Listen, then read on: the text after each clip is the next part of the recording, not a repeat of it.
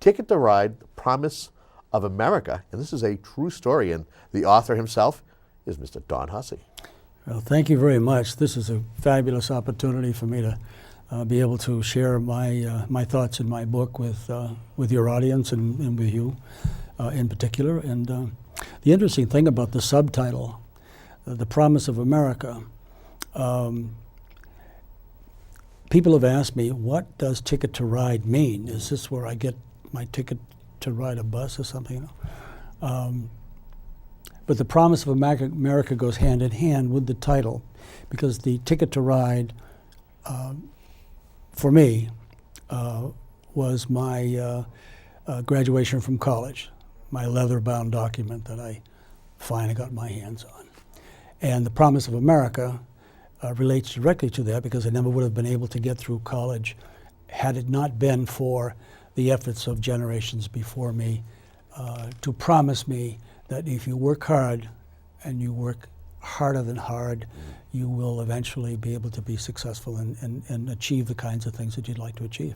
I guess I have to ask you, is this kind of a book that you detail from your upbringing in the city of Brockton to going, through school to, you're somebody who served our country, to having your own children and guiding them? Is it something along those lines? Would it be safe to say?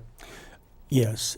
This whole book began as a letter that I wrote to my son, 4th Infantry Division, as he's going off from Fort Hood, Texas, on his first tour to Iraq. Wow. And so I wrote what I could, given the constraints of time, and instead of sending it to him, not knowing if he'd ever get it in time, I just hopped a plane out of Logan and flew down to Fort Hood, Texas, met up with him in the barracks, met the guys he's going to war with, met his commanding officers, was part of the rules of engagement, and it was shortly thereafter that they geared up and they went down to the flight line on the bus and got on 2 very large C-130s, and I watched them take off.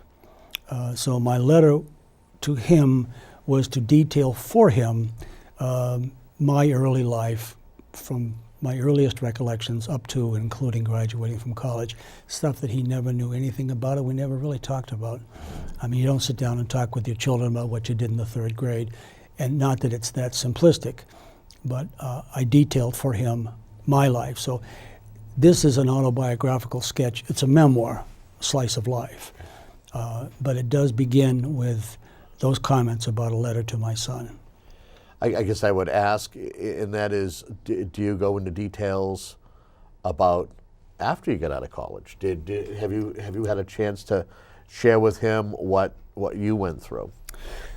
To some extent, it's in the prologue, and to a great extent, it's in the epilogue. So. The beginning of the book sets the stage, and then it goes right into my life.